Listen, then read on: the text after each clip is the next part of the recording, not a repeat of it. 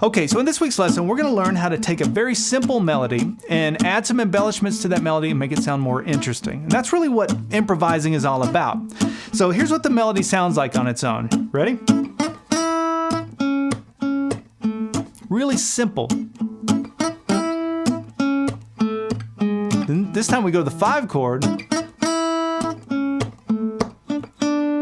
4 chord, back to the 5 chord, and then back to the 1 chord. So that's the melody. We're going to make that sound a lot more interesting.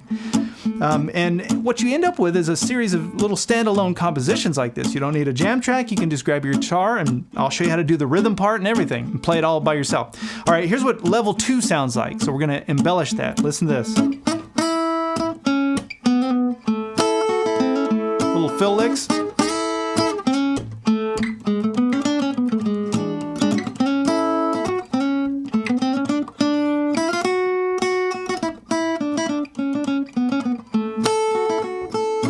Right? So you take that melody and it already sounds a lot better. It sounds like a whole different thing.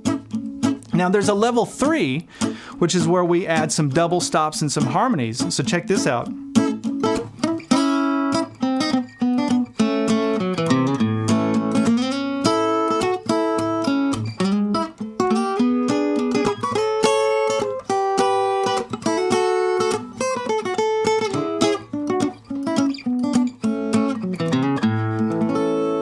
So that's what we're going to be looking at, is how you take a basic melody and we just add to that and make it sound a lot more interesting. So I'm going to be sharing everything that I just went through and break all that down over the course of 2 videos. So in this video, we're going to go through level 1 and level 2. If you'd like to get the video that has level 3 and also the tablature for everything, you can get all of that by going to activemelody.com, go to the weekly lessons page and do a search for EP497. All right, so in the intro, you'll notice that I kept a rhythm going the whole time, even while I was talking. And some of that was just novelty. I wanted to try and see if I could do it. And so I don't think I did that in one take. It took me several tries to be able to get through that whole thing without screwing it up. So I kind of like these little challenges. But beside that, it served the purpose of setting the context for the song. So if I started the song straight with the melody, like this, and then went into the rhythm, it's sort of like, where is that coming from? You don't have any context. All of a sudden you're hearing some notes, but you don't really have any chords underneath it. So it made more sense to me to start with a rhythm. And so this was the rhythm I was using. Let me show you the chords first. We'll go through these chords. They're all played in the same neighborhood here. We're going to be between the 5th fret and the 7th fret. It's just a 1, 4, and a 5 chord.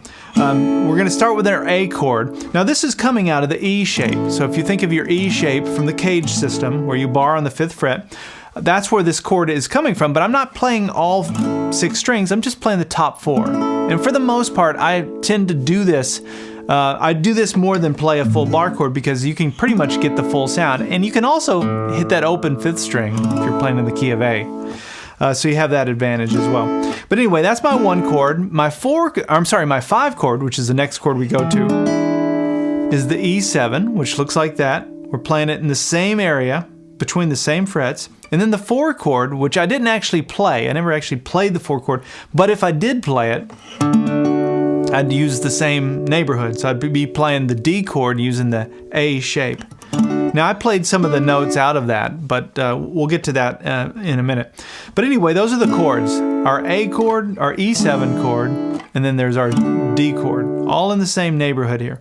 It's important to do that as opposed to jumping all over the fretboard. It keeps everything neat and concise, and it makes it easier for you. Remember, you're always trying to make it easier. Somebody told me once it's like playing guitar is like playing golf. It's like the least amount of strokes to get the ball in the hole.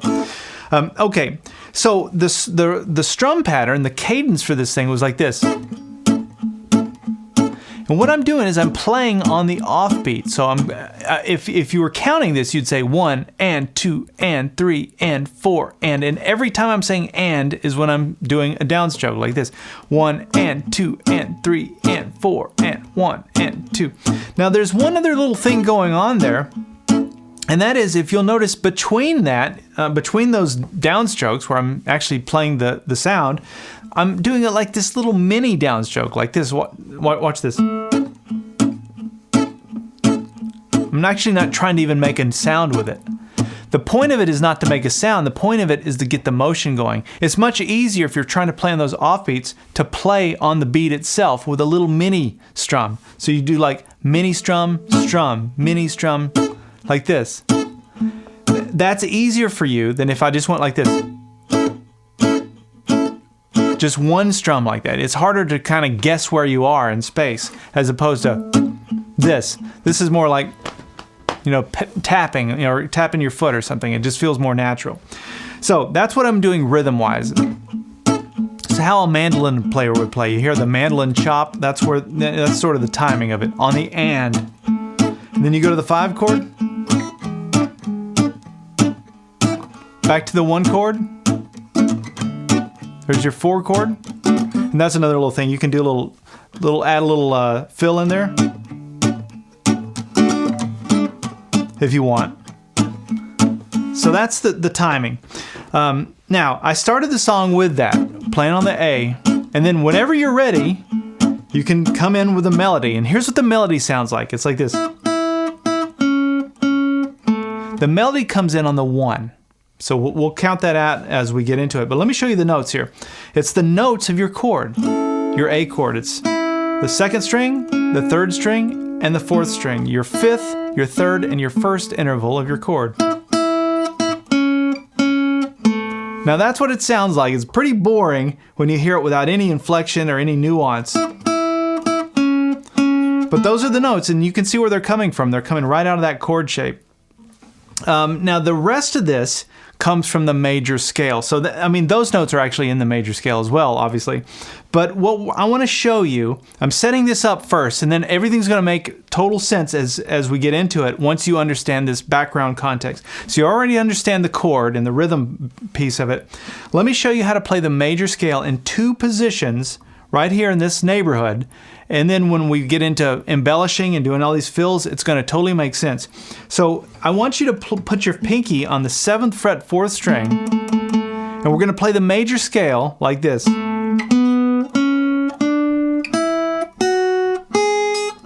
It's important to use the right fingers for that. You want your pinky over the 7th fret, your ring finger over the 6th, your middle finger over the 5th, and your index finger over the 4th. So any of the notes that fall into those frets, you play them with the right fingers. So it looks like this. And you've also got this note, another note in your major scale. It's just another, the 2 up an octave higher.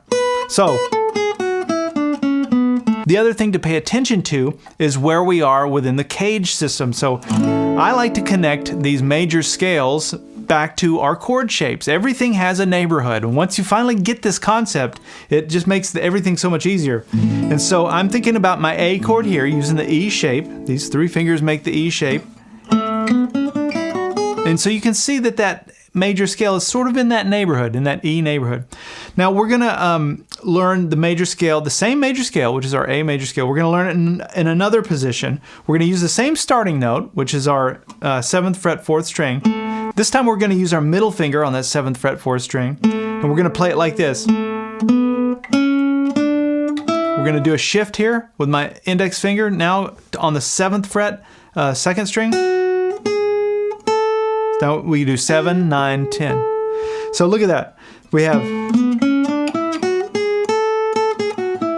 another position of the A major scale. Now I'm going to add a few extra notes. It's still going to be the major scale, but we're going to add some notes below and some notes above, and you're going to notice this beautiful symmetrical pattern that just sort of appears out of nowhere. And I've used this pattern on other things, but I love this pattern. It allows you to improvise and kind of play fast up and down.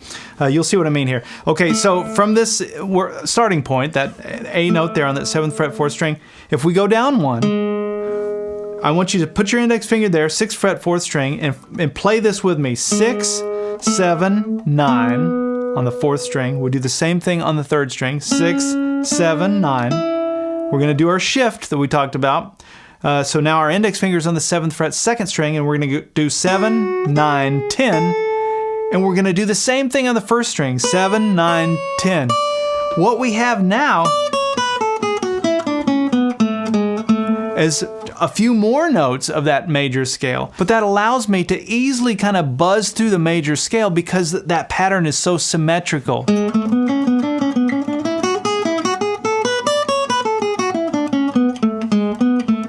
So you'll find that because it lines up so perfectly visually that I think you'll find it's easier to play. At least it is for me. So just to recap what we've talked about, we have our A major scale that's played out of this E position. That's the one where we start with our pinky. And then we've got our A major scale up here, which is played out of the D position. I didn't mention that, but that's where this would be if we're thinking cage system. So we have... There it is. Okay, so that's our A major scale in 2 spots. That's really all the theory we're going to talk about. Everything else is going to fall into place now that we have that background information. So we start with setting up our rhythm. Remember, we're playing on the offbeat. And whenever you're ready, you come in on the 1. So it's 1 and 2 and 3 and 4 and 1. That's our melody, right? So it's 1, 2, 3, 1, 2, 1. And then back to your strum. We're going to do the same thing again. Actually, this time the timing changed a little bit. This is 1, 2, 3, 1, 1. So we come down, the same notes, we're just playing them a different number of times. And then we're going to come down to this note. Now remember, we talked about this in our little symmetrical pattern. So I'm down to the 6th fret, 4th string with my middle finger, and then my other fingers just fall right into place to play that E7 chord. Let's back it up and just do that from the beginning. Here's our starting chord. 1, 2, 3, 4. Back to our rhythm.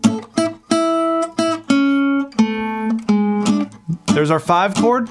Now we're going to go back to our same rhythm, the way we started it anyway. And now this is where the song would go to the 4 chord, which would be here, right? Now I'm not playing the chord because timing-wise it didn't really work out. But what I did end up doing was playing the notes out of that little triad there, which is inside the chord. So I went, right? So that's on the 7th fret. We come up here to string 3, and then the 2nd string, and then I walk right down the major scale. Watch this. So that fits over the 5 chord. And those are the notes of that major scale that I showed you out of the E position. And then we go back to our rhythm. And that's really the whole melody. If you can understand that little bit or get that sound in your head, you're able to play that melody. So now it's time to take all of this information we have, this major scale, which we have in 2 spots, and let's start using some of the notes from that to create some embellishments off of this kind of otherwise boring melody. So let's go back, start it the same way we did. Now we're going to do it like this. Okay, so what I'm doing first off is I'm sliding into the note. It's a subtle thing, it's a little nuance, but it gives it more of a vocal quality as opposed to playing it straight. Slide into that note. We slide into this one as well, and then I went like this. So I came down to this note, 4th fret, 3rd string. Now that's one of the notes from our major scale. Now this note is not in our major scale. I'll talk it through in just a minute, but we're going to go 4, 5, back to 4 on the 3rd string, and then down to our A note down here on the 7th fret, 4th string. So we have like that. Now what is this note? This is one of those notes. There's different ways you can look at it. Here's how I'm thinking of it, and this will be the last little piece of theory that will conclude everything really that I do for the rest of this, and that is I'm thinking chromatically. So when I showed you the major scale, notice we skipped a fret every now and then, like right there between the 4th fret and the 6th fret. If you want, you can fill those notes in. You don't want to do too much of it, but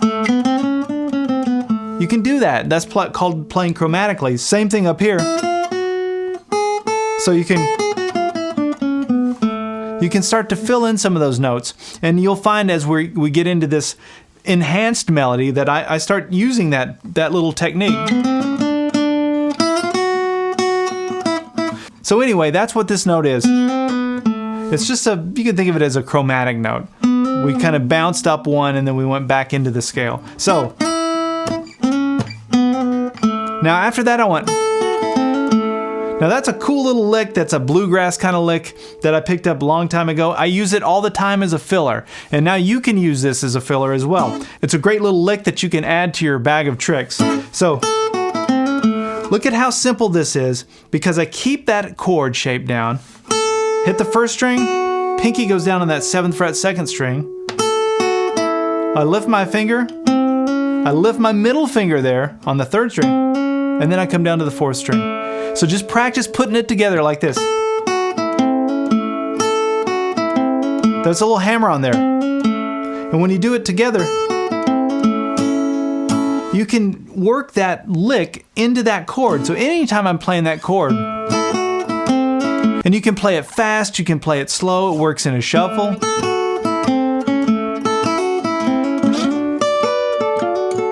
Lots of use out of that. I think that's a Carl Perkins lick that I got. So from the beginning then, we have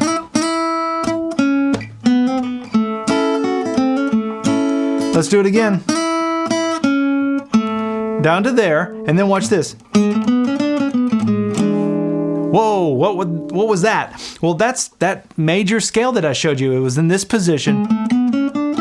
But I'm playing it, so remember I showed you the symmetrical little pattern here where that starts on the 6th fret 4th string. That's what I'm doing. I'm just walking straight up at 6, 7, 9, 6, 7. So it's, and then walk it back down. So, and then I landed on that 6th fret 4th string with my index finger, and then these two fingers fall into place to play the E7 chord. Now I'm just playing the bottom part of that chord. I left out the 2nd string. So just that little chunk of it. So it's like, and actually I think I did put my pinky down on the 7th fret 2nd string to get more of an E9 sound. I didn't mean to, it just sort of naturally fell there. But that's what I did for that. And you know where that's coming from now.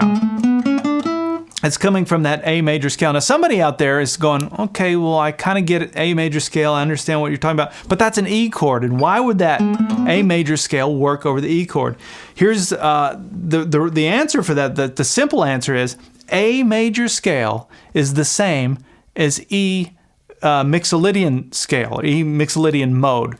So if we're getting into the mode thing, if you're on the 5 chord, and you're not sure what chord you can, or what scale you should play, you can play whatever the scale of the 1 chord is, and that will work perfectly over your 5 chord. Your 5 chord is a dominant chord, and so that E dominant 7 chord would, the perfect fit for that would be an E Mixolydian mode, but all I have to remember is just play my A major scale, and that has the exact same notes as E Mixolydian. I don't want to get any deeper than that, but you just have to trust me on that. So, from the beginning,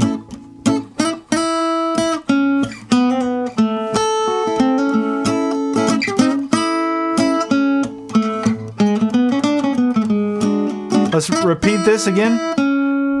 Now watch this. There's that chromatic thing I talked about.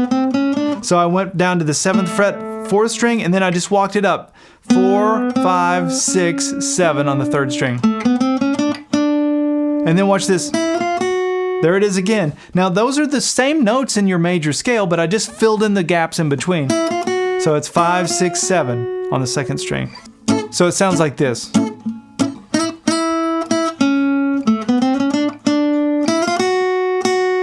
Okay, now here's the last little bit in this. Watch this. Now what is that? That's just the major scale. But I'm using a scale pattern. And you hear this all the time, especially when you're improvising. Once you pick up a few of these scale patterns, you can use these things like you wouldn't believe. So I'm just walking down the scale. So what I'm doing is, I'm starting here on that 5th fret 2nd string, and then I go down to the next note, the next lower note in the major scale. I go back up and then back down. So it's, and then watch this. Down, up, down. You can keep going.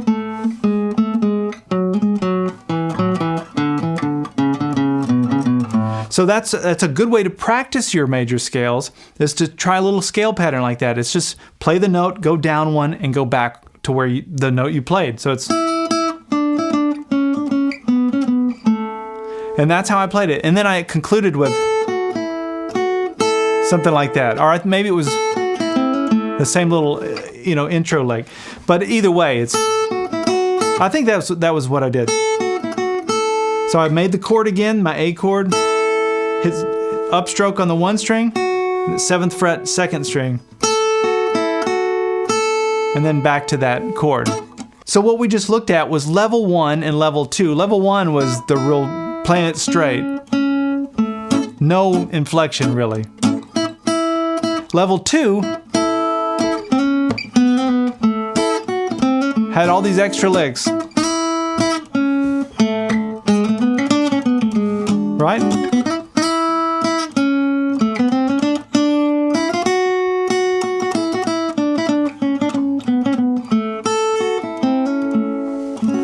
All right, well, I hope you've walked away with a few ideas for some things you can do. Just remember, you can take that major scale, and anytime you're skipping a note in the major scale, you can fill in those notes. It's called playing chromatically. It's a great way to work those in when you're improvising, and you can also work on some of those scale patterns. It can make your major scale sound pretty interesting. So just the combination of those two things alone can make a big difference in taking a boring melody and making it sound more interesting. All right, we'll see you in part 2, where we'll go over level 3, and that's where we're going to talk about some double stops. Same melody, but we're just going to look at it in a different way. All right, I'll see you in part 2.